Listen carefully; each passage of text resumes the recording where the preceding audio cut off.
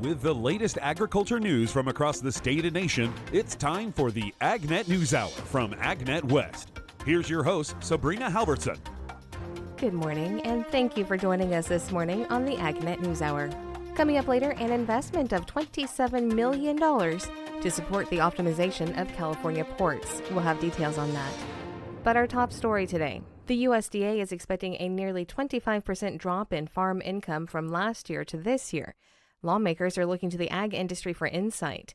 The House Agriculture Committee took up the topic of financial conditions in farm country on Tuesday with a hearing on the matter. California Congressman John Duarte is a member of the Agriculture Committee and was at the hearing. Each representative is given 5 minutes to talk with witnesses and to ask their questions. Here is John Duarte.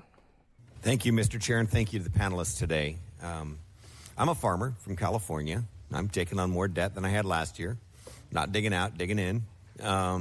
And I hear from many of my good friends, long-term farm families around the Modesto, California, in the central San Joaquin Valley, as well as banks, that we have a crisis at hand. I mean, I was not offended that we're talking about soybeans and cotton and corn today, because move the numbers around, move the words around, move the crops around. It's the same story. In fact, Mr. Hotchkiss touched on almonds in his testimony.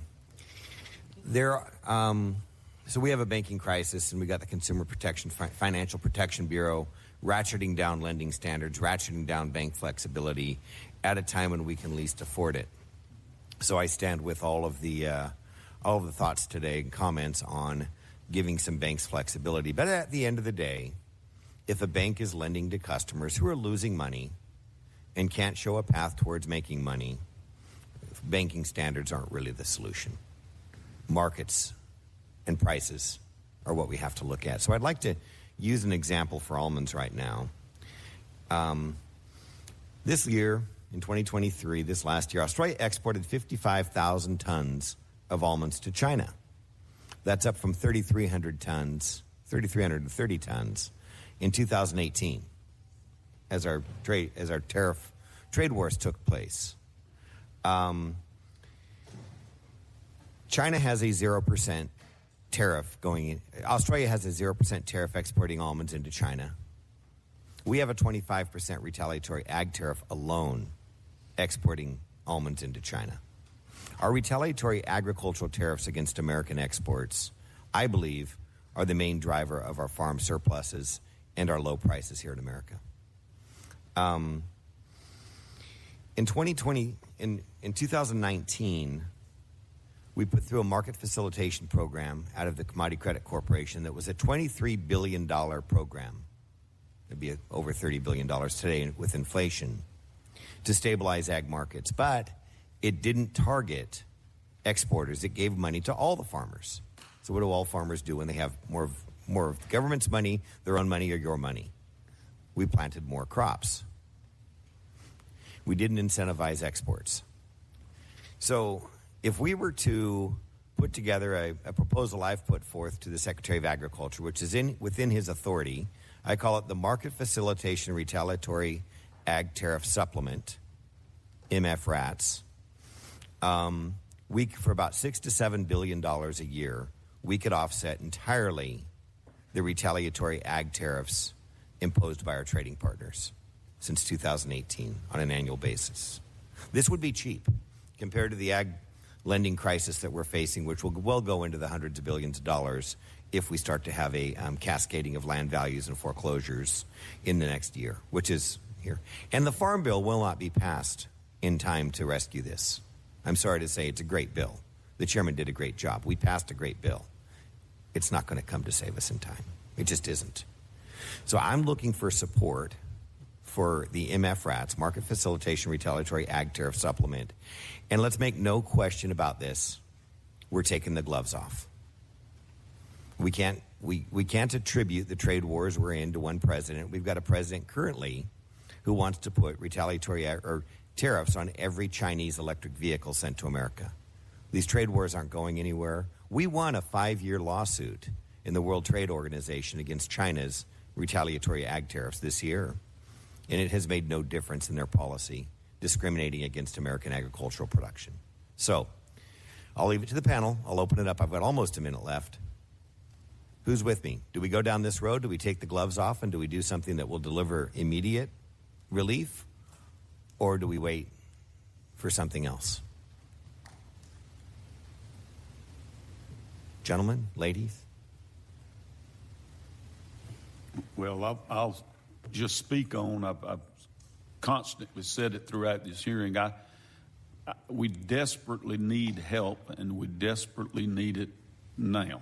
We're on the verge of a crisis all across the U.S., and waiting for a farm bill or extending the farm bill is not the answer.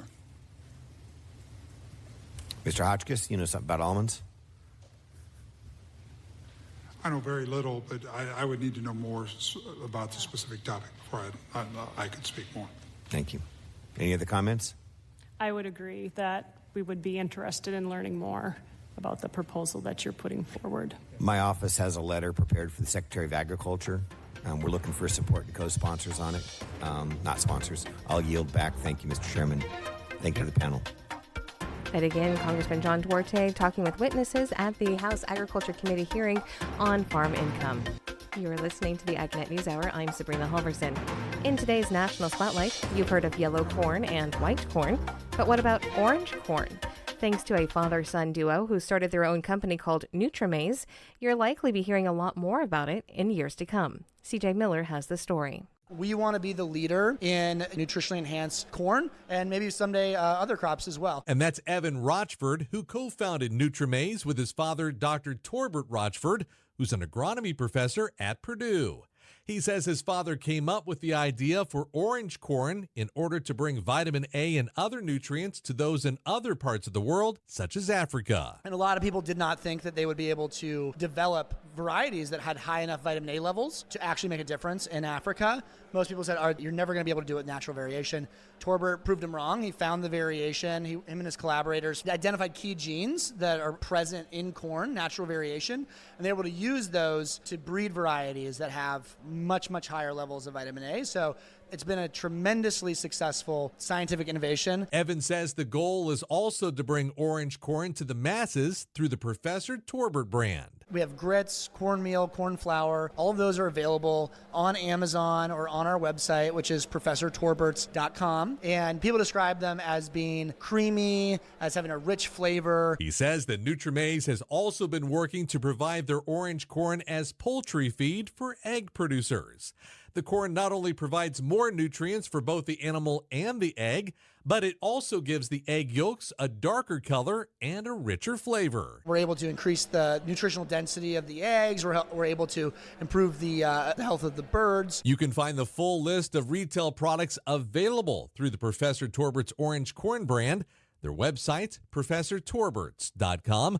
Also check out the NutriMaize Company website at nutrimaize.com. I'm CJ Miller. If history is any guide, the good times on the farm may be coming to an end for the better part of the next decade. Todd Gleason has more on this repeating cycle from the University of Illinois. The really good times came in 2022 when the price of corn averaged $6.54 a bushel and soybeans $14.20. Both of those numbers are way above what the University of Illinois has shown to be the current era long-term plateau prices of $4.55 and $11, says University of Illinois agricultural economist Gary Schnitke. Whenever we've had sort of a price period above those long-run plateaus, it's attributed to either a demand shock that doesn't persist or some sort of supply shock. And now we're likely entering a period where we don't see demand increases, or at least we can't anticipate them, and our supplies look adequate. The other thing of note is that these supply shocks, or shifting demand curves, which have caused rapid price increases in the past, have tended not to last very long. On average, 2 to 3 years. The in-between times, which pull the average cash prices down, last much longer, usually something in the order of 7 to 8 years, with prices below the average price plateaus.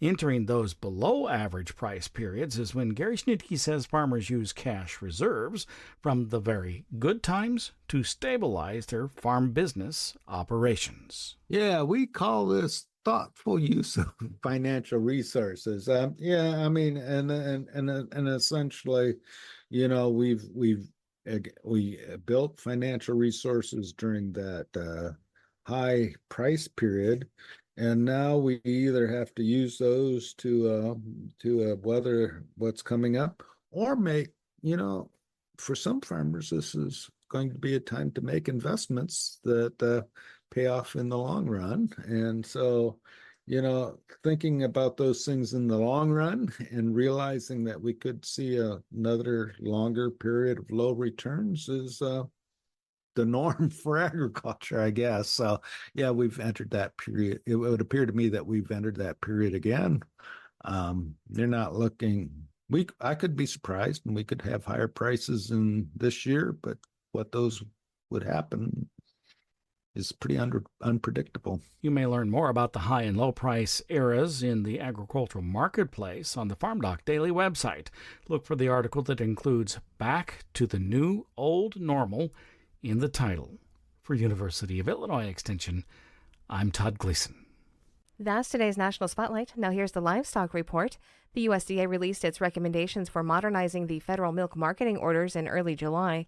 Chad Smith has more on the reaction. Stephen Kane, Senior Director of Economic Research and Analysis for the National Milk Producers Federation, talks about his initial reaction to the proposal. Overall, we're fairly pleased with the recommended decision that USDA has come up with. We put a lot of proposals into the record, so did a lot of other groups. Fundamentally, USDA agreed with our premise and methodology for all the changes we were asking for. We don't agree with exactly how everything was implemented. They didn't do it exactly the way we had hoped for, but in general, we're very pleased with how USDA has come out with the recommended decision here. The Federation was especially pleased with the agency's decision on the Class 1 mover. I think one of the big ones was moving the Class 1 mover back to the higher of. That was a very important piece for a lot of farmers around the country. We made a change a few years ago that turned out not to be the right decision. Farmers lost out on over $1 billion in revenue, so it was critical for us to move back to the higher of. And so we're very pleased that happened. Had a little bit of a carve out there, a little bit of adjustment for extended shelf life milk, but overall, very pleased with that bit. There were some surprises. Removing the barrels from the Class 3 formula. In the long run, that's going to be very supportive of dairy farmer revenue over the next few years and moving in the future. I just wasn't sure whether or not that was something they would be up for doing, but very pleased that they were. Kane gives a timeline for the next steps in the process. The recommended decision was put into the register. So we have 60 days from that time frame for everyone in the industry to file comments with USDA. So mid-September, those will be due. USDA will then go over those, release a final decision sometime in November. We'll have a referendum vote sometime likely in early December. And then Q1 of next year is when we'll see these changes be implemented. So a little bit of a timeline before these actually hit the ground with the changes, but working through the process there to get through all of those steps we have to go through.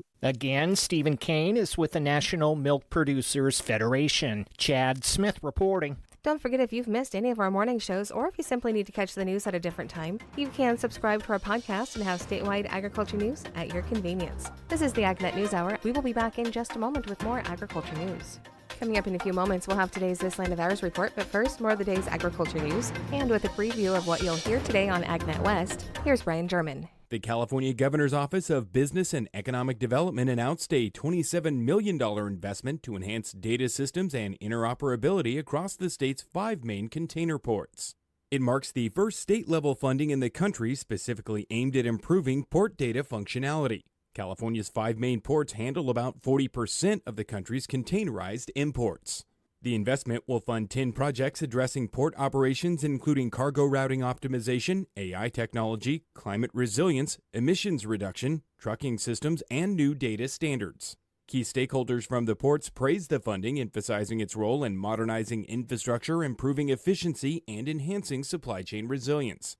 The effort aims to ensure California's ports remain competitive, efficient, and environmentally friendly, supporting millions of jobs and significant economic activity. The U.S. Department of Agriculture is working to better understand on-farm conservation practices. The USDA's National Agricultural Statistics Service will be surveying farmers across the U.S. from August 2024 to February 2025 to assess the effects of conservation practices on working lands. This effort, part of the Conservation Effects Assessment Project, aims to help farmers understand the environmental benefits of their conservation methods and identify resources needed to protect soil, water, and related resources. NASS representatives will collect data on production practices, chemical and fertilizer use, pest management, and conservation installations. All information gathered will be used for statistical purposes only, ensuring respondents' privacy. The survey results will eventually be published in the 2025 Crop Production Report, which will be made available online with other NASS publications. Mealybugs have been increasingly problematic for citrus growers in the San Joaquin Valley. Citrus Farm Advisor Sandeepa Gautam explains mealybugs were considered to be a minor pest and kept well under check by natural enemies until recently. We're finding they're infesting more acreages. They go to all different varieties, and always there is ants associated with it. So if you're in the block and you see ant activity, just follow the ant trail and they'll take you to the mealybug. So the common message there is to control mealybugs, we also need to be managing ants. Although at this point there is not a very effective ant management tool available, there are a couple options that growers can do using baits and other things that are available.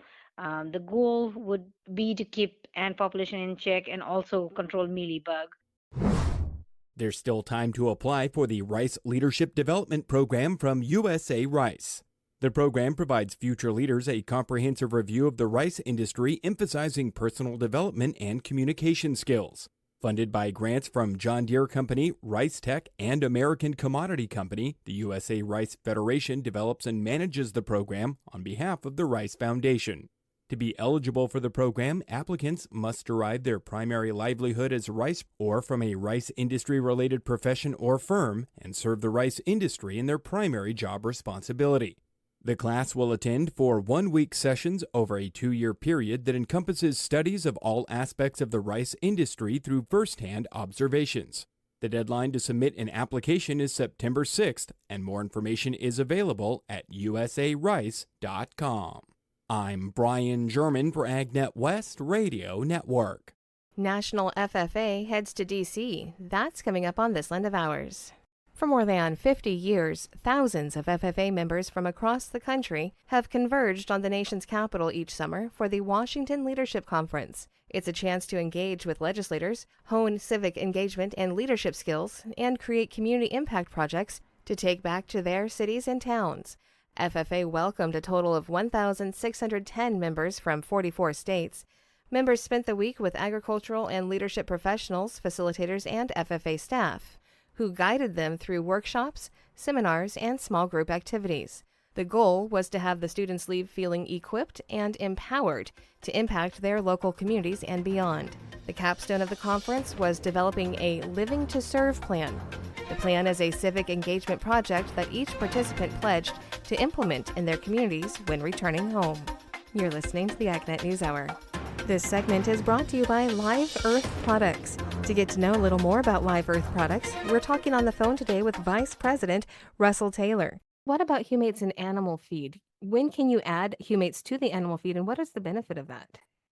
So the interesting thing about animal feeds is just like the fertilizer side, there's actually a lot going on in legislative processes. So there's an act out called the Innovative Feed Act. And currently, you can't include things in animal feed that are giving you other benefits besides nutritive benefits. Let's say, for example, you had a cow that was eating a product that reduced its methane emissions, those enteric gases that are caused just in the natural digestion of a ruminating cow. You can't claim that those products do that benefit. So hopefully people will get involved and say, look, the Innovative Feed Act is necessary and should help farmers. Other benefits of feeding humate is obviously first to reduce enteric gases. But the second one, these are old plant materials. So those plant materials are rich in trace minerals. So not only are you getting something that's going to help the digestion of the animal, you're also getting an abundant supply of minerals. So that is the main reason farmers are currently including in their animal feeds. This is all fascinating, but it can be hard to retain some of this information when you're hearing this on the radio or through the podcast. So is there someplace online, or where can our listeners go and get more information? Well, the good news is the acts I mentioned, like the Innovative Feed Act and the Plant Biostimulant Act, are publicly available through Congress. You can actually go look at those acts. They're on the website there. The other information you can get is directly through Live Earth products. So if you go to liveearth.com, contact us. You can contact us and our agronomy team. And we're happy to go over any details, questions about how to use these products, how they fit your farm program, how to use them as a tool to implement conservation practices such as nutrient retention, water conservation, and improving soil health. To get to know more about Live Earth products, you can visit them online at liveearth.com. That is spelled LIVEARTH.com. I'm Sabrina Halvorson. Christmas tree growers are working hard in this summer's record-breaking heat, getting those trees ready for us to have this winter. Here's Gary Crawford. Oh, Christmas tree. Haha, strange music for this time of year, but appropriate because right now in many parts of the country, the nation's Christmas tree farmers are having a very busy time. We start trimming the trees, getting a just perfect shape on them for the customers. John Tillman is a Christmas tree farmer from Washington State, and yes, the hottest part of the summer is when you may hear this sound on tree farms across the country. Some farmers still use these machete-like hand tools to shape and shear the trees. Others use a motorized trimmer. Texas tree grower Beth Walterscheidt. The trees don't grow naturally in our little Christmas tree shape, so we have to do the shearing. That is the hot work. A lot of hot work. For example, on Jim Gelson's Virginia farm. About 25,000 trees. I got to have them done in 35 days. Wow, and he does that all by himself. He has been a Christmas tree farmer for many, many years. He told me why he's out here in this heat doing this by himself. You can't hire people to shear trees. Because it's part science, part art? Yeah, there's a lot of hand-eye coordination, and anytime you train somebody, they'll ruin 200 or 300 trees just in the training process. And if they're only good, if you only get a year out of them, it hadn't been worth it. I've been down that road. So he's out here all day shearing 25,000 trees. So he better know what he's doing because he can't spend a lot of time on each tree. I'll trim a tree in 10 to 15 seconds, wow. Up to a 5-foot tree. Incredible. And as soon as I hit that next tree, I got to spot any flaws in it, and I got to know what I'm going to do to fix it and everything. So it's just a snap decision. But I've done so many, I can do it without thinking about it. And I'll have thoughts going on about, my mind will be dancing off somewhere else while I'm shearing trees. Because like most Christmas tree farmers, he produces lots of other crops. And so he's got more to do than just shearing these trees. I'm redoubling my hay production again for next year. So I've got to shear trees, same time I'm baling hay. And, I got to plant the pumpkins and keep the produce going all at the same time. So I'm just kind of limited on just how thin I can spread myself. And he's not a young man, but shearing 25,000 trees in the heat of the summer, that is a lot right there. Keeps me fit. It keeps him fit, all right, as he and the many Christmas tree growers around the country work hard to keep those trees fit and in perfect condition for the Christmas season for us a few months from now. Gary Crawford for the U.S. Department of Agriculture, Washington. Recent announcements by top USDA officials focused on improving school nutrition programs year-long, as well as in specific times, such as summer. Rod Bain reports. A series of recent announcements by the Agriculture Department focused on improving school nutrition and increasing healthy meals. Agriculture Secretary Tom Vilsack, at a speaking engagement in the nation's capital, provided 2 award announcements under the School Food System Transformation Challenge, part of USDA's Healthy Meals Incentives Initiative. One is for Full Plates, Full Potential. The Maine-based nonprofit focused on combating food insecurity was awarded almost $7.5 million. Today, in turn, are sub-granting out to 7 organizations. Organizations participating with schools being able to purchase more locally based foods. A second grant was awarded to the Illinois Public Health Institute, which has a partnership with 6 organizations in the Lake Michigan school area that involves schools in Illinois, Indiana, Michigan, and Wisconsin, to build collaborations in presenting healthy meal programs and products. The School Food System Transformation Challenge provides a means to promote school meal innovation through incentivization and collaboration between schools, the food industry, and stakeholders. To date, 264 HMI grants have been awarded to small and/or rural school districts. Meanwhile, a new permanent summer school nutrition program is providing grant monies. Explaining Sunbucks is Deputy Agriculture Secretary Xochitl Torres Small. Sunbox provides financial assistance to families, $120 per student over the summer, to be able to help make sure the kids get the nutritious food they need to keep growing and learning. $100 million in grants to states, territories, and tribal nations were awarded under the Sunbucks program.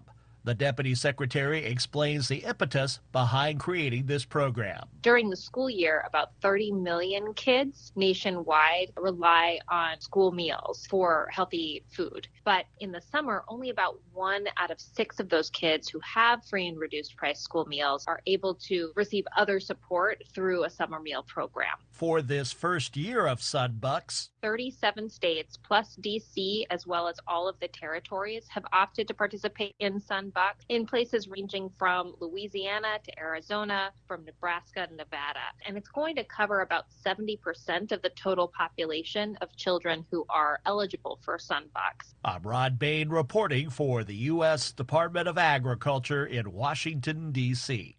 More than 500 organizations came together to send a letter to Congress calling for a new farm bill. Chad Smith tells us the organizations recognize time is running out to pass the important legislation. The American Farm Bureau Federation and 529 other organizations joined together to tell lawmakers that programs that benefit every family in America are too important to put off any longer. Joe Gilson, Director of Congressional Relations for AFBF, says the letter urged Congress to pass a modernized farm bill. So the letter was sent with 530 organizations that represented all parts of the Farm Bill Coalition, asking for a new bipartisan 5-year farm bill this year, because we're getting too close to the end of Congress. And if we do not pass a new farm bill and push it to the next Congress, there are significant legislative and administrative duties in a new Congress, and it's just going to be pushed down the road even further. Gilson says every American is impacted by the farm bill. There are so many parts of the farm bill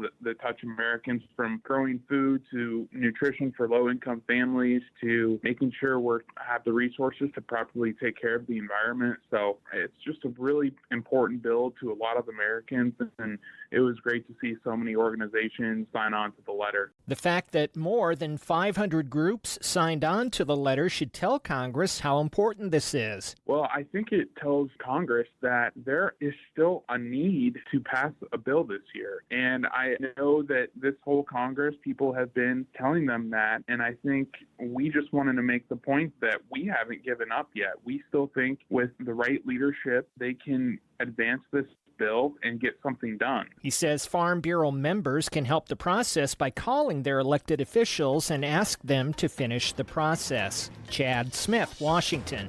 This is the AgNet News Hour. We will be back in just a moment with more agriculture news. You're listening to the AgNet News Hour. Now here is this week's Almond Update. This week's Almond Update from the Almond Board of California highlights a segment from the Almond Journey podcast featuring certified crop consultant for Axiom Agriculture, Joe Palomino. Podcast host Tim Hamrich had the opportunity to speak with Palomino at the Almond Conference back in December. Well, in 16 years, what's changed most about what growers are asking of you or what growers are wrestling with? I don't know how much of the wheel needs to be reinvented as much as this industry is just kind of tightening the nuts and bolts of things. And, as I think there's some new trains of thought coming in, because we know now more than ever. How do we make that better? How do we get more efficient with our water? How do we make one drop go further? Can we find a certain form of fertilizer that speeds up the time between application and uptake? So maybe even at a chemical level, we start factoring in some chemistry. So I just think we're just using the knowledge that we have, and we've got phenomenal people in the almond industry and up and down the state of California who are working tirelessly to provide us with new data. And then I really think it's important for someone. I'll be 37 in April. I don't consider myself old. I still think I have a lot to learn, but in my 16 years of experience here doing this, I think it's really important that we not only expose the grower to the expanding technologies and this new data and this new research, make it easy for them to understand, what we're trying to accomplish from a crop advising standpoint. Because I think if we can do that to a grower and they're starting to see successes, it's a lot easier for the industry to translate that to the consumer. And they can, now the public is beginning to gain a little bit of knowledge on what these people are thinking about on a daily basis to maximize yield. Everybody wants to make money. We got to maximize yield and try to limit overhead. And that's just, I guess that's what efficiency boils down to. And there's a lot of people working daily to try to figure out that equation. Sure. Is there a common sort of like first step when you're working with a new grower that, okay, this is where I can add some immediate value so that they know working with Axion's really is starting to make a big difference? That's a good question, Tim. That's a really good question. The first thing I want to know is, what are you trying to accomplish? And obviously everybody wants bigger yields. So where are your limitations? Where are some of your struggles? If they can share with us some of the things they've maybe tried and seen some successes with, well, maybe we can help refine that a little bit. We've got some ways to make fertilizer go further, make it a little bit more efficacious just by unlocking some of the natural interactions that are going down under the ground and in the soil. So figuring out where they're trying to make their improvements. Obviously, we're going to ask them, what kind of budget do you have? Or what kind of budget are you trying to follow? Because it does boil down to economics. So where we can help them maybe refine some of these programs. I've begun to see that it's the people who just give me free rein to work are awesome to work with because they want to try something new and they trust you enough and they like you enough to want to work with you and give you a chance to prove yourself. So I've got some free rein with some people to just throw the kitchen sink at these things and then we hopefully get to apply it over more acreage next year. But I'm finding it's more practical in some matters to where I'm able to approach somebody and, hey, let me get this thing involved, because I think it's going to make your phosphorus a little bit more accessible earlier in the season. Or let me see if I can't get you to put out less nitrogen, because we can unlock some of this stuff that's already in the soil. So instead of totally overhauling somebody's fertility plans, because these are all well thought out things. So if we're not doing a total overhaul of someone's fertility plan, maybe if we're getting the opportunity to add a certain type of fertilizer, or they want to try a different form of potassium, or they want to try a bloom spray. They give us a couple pieces of the pie to begin to prove ourselves, and that's usually a pretty good icebreaker. And being able to convey how the chemistry's backing these products and the line of thinking going. I'm not going to bring this to you if it doesn't have some type of data to back up why it could work or should work. Just getting that opportunity it's cool to go into it and do it a little piece at a time. I really don't go into someone's operation saying, I need you to give me every acre you have and every dollar you have. It's really about working together and watching these things stair step into more and more progress. So it sounds like, often a grower is coming to you thinking like, with some sort of hunch that maybe their fertility plan could be improved somehow. And they're kind of looking for an expert of like, how might we optimize this to get a little bit more out of the acre? Is that right? Yeah. It's kind of like, hey, I know you're going to buy NP and K, and I can tell you how we're different. And really we're different because of the forms, right? It's a certain form of N, a certain form of P, a certain form of K that we have that might be a little bit more plant available, a little bit more translocatable and accessible for that plant to use it faster, assimilate it faster, not let it hang out in the soil.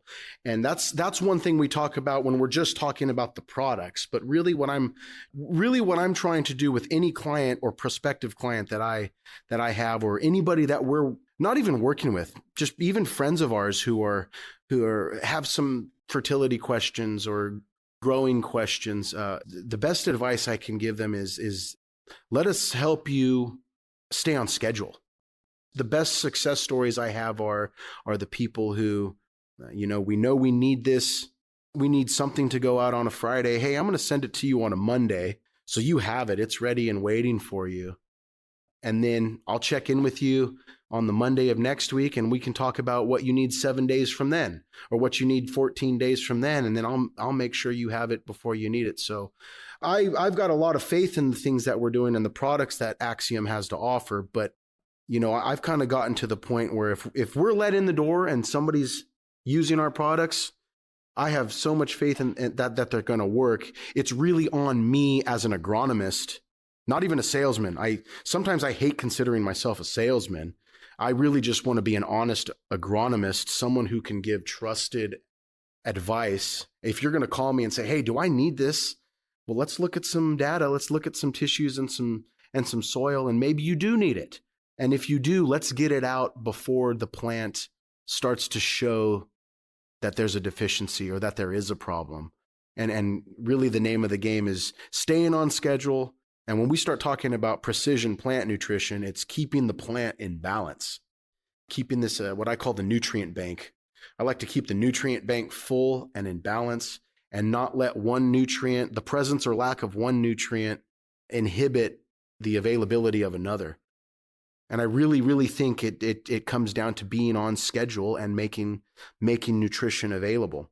Sometimes more isn't the answer. If you kept throwing more fertilizer at something, you should have no problems. But why are you throwing more if the problem's not being corrected? It's something's being tied up. So it's on guys like me to go out there and figure out how to unlock what might already be in the soil and only give these growers what they need. Right.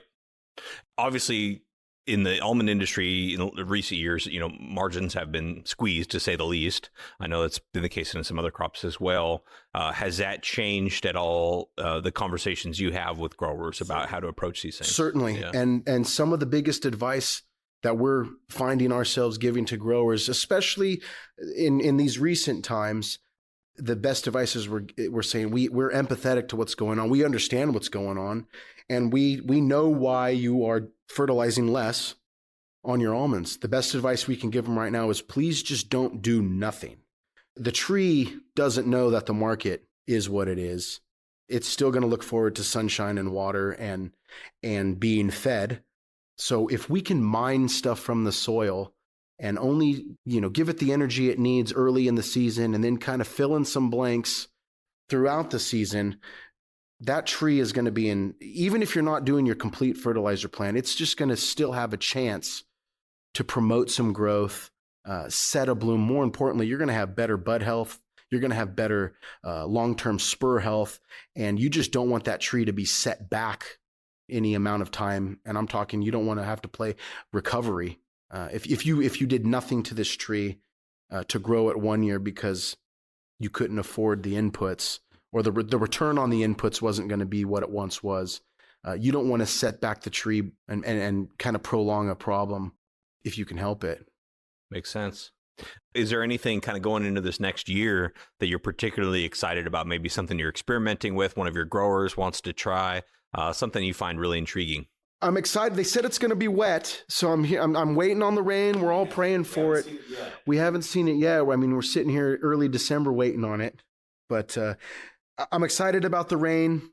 I'm excited about building on some of these plans that we're doing with some of our growers. Usually, after a good year of working together, the first year is about taking care of the soil and bringing that into balance, and then the trees just start to begin reacting a certain way because they're living in a healthier environment. So after farming the soil year one, year two is really about getting the tree in balance. The more we do together, you just begin to kind of unleash some of the genetic potential in whatever you may be growing. And once everything's in balance, these things begin to take off. And it's exciting to see, 1 year parlay itself into 2 years. And then these guys have more at the end of the year to pay the bills. Yeah, I'm just excited about doing more work with these folks and, getting the opportunity to showcase what we're doing and honestly refining some of our plans. Because I know that there's going to be things year 2 or year 3 that we aren't doing that we did in year 1, but we needed year 1 to get that variable under control. And once it's under control, well, then we move on and start looking for what the next, limiting factor may be. And then we address that. And then once everything is in balance, then it's just about maintenance. And you still got to be diligent to determine that. But, it's a whole lot easier to maintain than it is to try to correct. So once we kind of break through that wall, things get a little bit easier, so to speak. Not that we're cutting any corners. It's just a little bit easier to manage once you've got, like anything, once you've got it under control. Again, this was just a portion of the Almond Journey podcast with certified crop consultant for Axiom Agriculture, Joe Palomino. You can listen to the entire podcast and other episodes by searching Almond Journey wherever you get your podcasts. To get more information on the topics you heard today, visit AgNet West online at agnetwest.com. You can also stay connected by following us on our social media at AgNet West on Facebook, Instagram, and Twitter. You can also find our broadcast team of Brian German and Sabrina Halvorson on Facebook and Twitter. Thank you for listening to the AgNet News Hour from AgNet West. AgNet West Radio Network, your primary choice for agriculture news.